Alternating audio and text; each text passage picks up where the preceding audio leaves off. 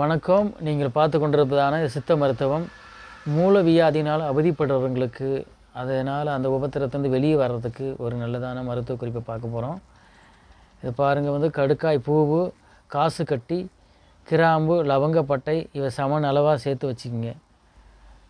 அது சாப்பிடக்கூடிய அளவு 5 கிராம் அளவு விடம் தேனுடன் நம்ம சாப்பிட்னா குருதி அந்த ரத்த சி மூலம் சரியாகும்.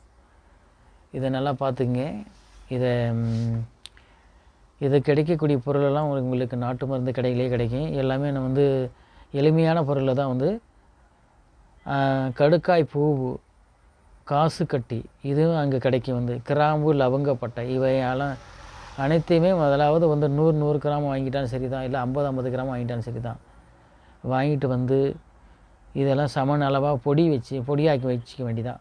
வேலைக்கு ஒரு 5 கிராம் வீதம் தேனுடன் சாப்பிட்டு வர குருதி, அதான் குருதி என்றால் ரத்த மூலம் சரியாகும்.